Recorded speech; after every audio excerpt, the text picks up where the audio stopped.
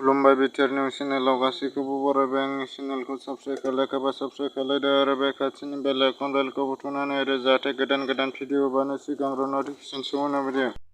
बर'नि मुंदांखा बयजोंबो सिनायजानाय फावखुंगुर थाफ्लाय बिथाङा बड'लेण्ड बुब्लिनि थामथि 15 सेप्तेम्बर गायसननाय साननि गाहाम हामलायथि बावहरदों।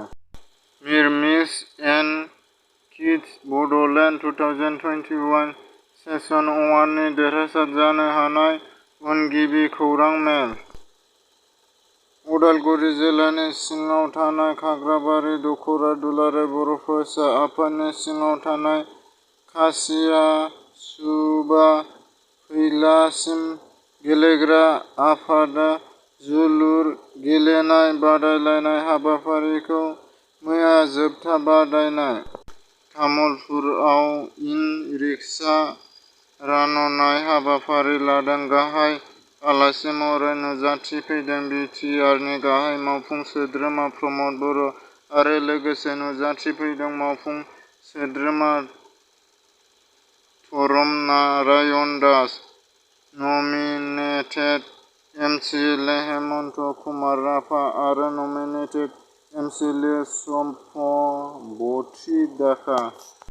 बाक्सा जिल्लानि बर' थुनलाइ आफादा 2021 इं मायथाइनि मेट्रिक आनजादाव बर' बिजोंजों फरायनानै सेथि थाखोआव उथ्रिसार जानाय फरायसाफोरखौ बरायदों।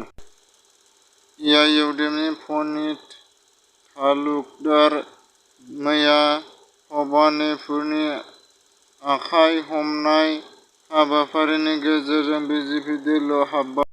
दिपक ब्रह्म बिथाङा भारतनि सान्थ्रि हानजा 7 नं आसाम बेटेलियान आव सि एस एम रेंक लानानै 24 बोसोर खामानि मावबोनानै गोजोनै गोजोन सफैफिननो हानायनि थाखाय मैया गावनि नखरजों लोगोसे गामिनि रायजो राजा आरो ओनसोलनि रायजो राजाफोरा गोजोननाय फोरमायदों।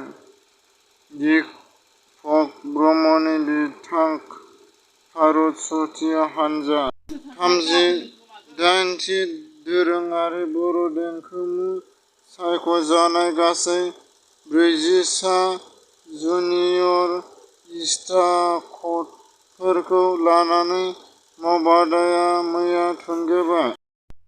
क'क्राझार जिल्लानि बर' सावथुन आफादनि गोदान आफादगिरि बर'नि मुंदांखा एक्टर स'वान कुमार ब्रह्म आरो गावनि नेहाथारि हालब्रिद बर' बिथांमोना समायखिरा लाबाय। अभिनेत्र कुमार ब्रह्म आरो गाय नेहाथारि हलबारि बर'आ सावथुन आफादनि गोदान आफादगिरि। बारनि मुङा अभिनेता स'वान कुमार ब्रह्म आरो गाहाय नेहाथारि हलबारि बार बिथांमोना समायखिरा लाबाय। फौजा आनजाद दालाइ दुलाराय बर' फरायसा आफादा 16थि बोसोरसालियाव मुंख्लं सान फालिदों।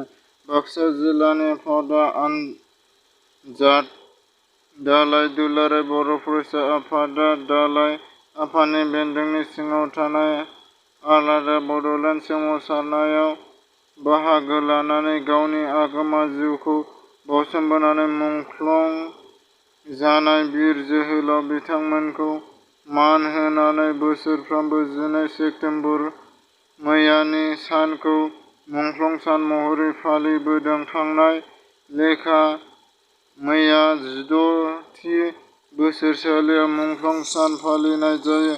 मुंख्लं सान फालिनाय हाबाफारिजों लोगोसे देग्लाय बोसोरनि ओइस एस एल सि आरो ओइस एस आनजाद उथ्रिनाय फरायसाफोरखौ लाफानानै मोनसे जिउ राहा दानायजों लोगोसे थुलुंगाखांनाय हाबाफारि लानाय जायो।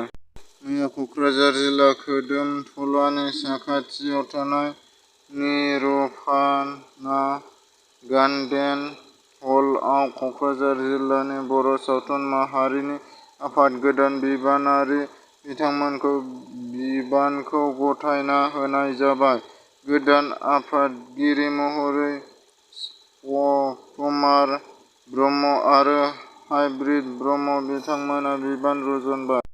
कक्राझार जिल्लानि बिगियानजौमा फरायसालियाव पन्डिचेरी मुलुगसोलोंसालि बारग' बर' फरायसाफोरा लोगो हमनाय हाबाफारिया गोजोनै गोजोन जानानै थाङो। सोलिबाय थानाय दाननि 14 सेप्तेम्बर उदालगुरि जिल्लानि बेंन्दोंआव थानाय डिमाकुसि खुंफुंनो गोनां एन.डि.बि. मुंख्लं सानखौ माखासे उसुबिदानि थाखाय खुंफुंनायखौ दोनथ'नाय जाबाय होननानै बि.टि.आर.नि मावफुं सोद्रोमा रन्जित बसुमतारी बिथाङा जानबुंनि हेफाजाबजों फोरमायदों। लोगोसे बिथाङा मावफुं सोद्रोमा रन्जित बसुमतारीया खावलायोदि फैबाय थानाय 14 सेप्तेम्बर एन.डि.बि. मुंख्लं सानखौ मोनफ्रोमबो जिल्लायावनो जिल्ला बायदियै खुंफुंनो थाखाय खावलायहरदों।